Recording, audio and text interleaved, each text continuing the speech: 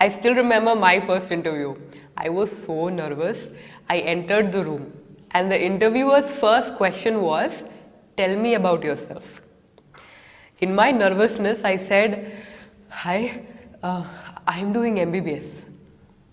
The problem was, I was an engineering graduate. Hashtag true story.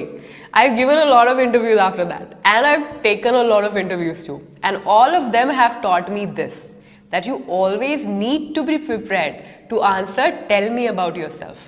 Because the way you answer this question decides whether the interviewers will listen to you throughout the rest of the interview or will switch to their phones and pretend to listen to you. Call me crazy, but I don't want you to make the same mistakes that I did during my first interview. So today, by the end of this video, you will learn how to answer this question confidently, make a great first impression, and eventually land more job offers. So in today's video, we're going to understand what answer the interviewer wants.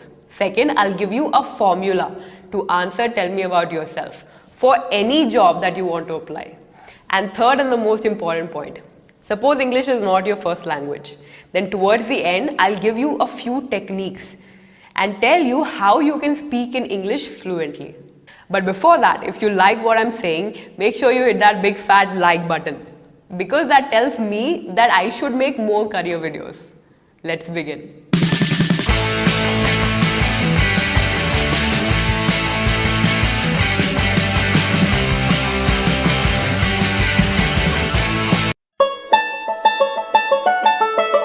Tell me about yourself.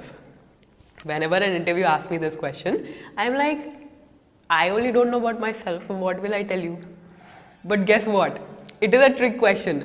The interviewers don't want to know about you. They only want to know two things. Number one, they want to know what is most important to you. So if you start by saying, "Hi, I'm Ravi. I really like watching cricket.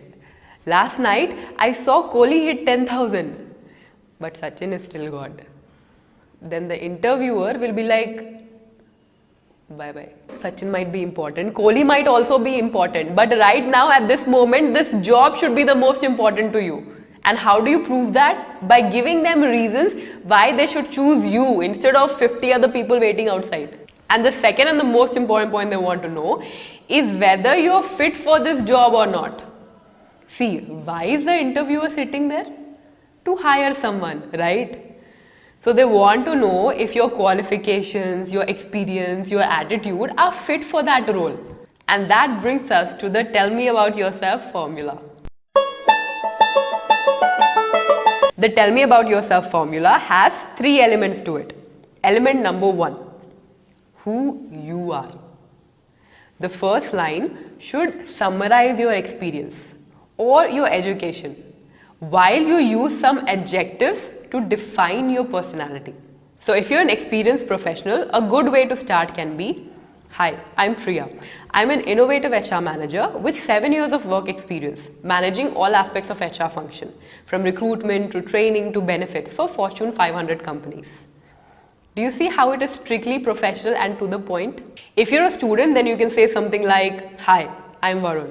I'm a hardworking engineering graduate, specialized in computer science engineering with an overall CGPA of," so on and so forth. Element number 2, your accomplishments. This is the place where you talk about your best work, something that you're proud of. But avoid using superlatives like, "I am the best salesperson in this country." Because when somebody uses superlatives, not only does it show arrogance, but also says that that person is ignorant. So your next line should be a list of your accomplishments combined with proof of performance.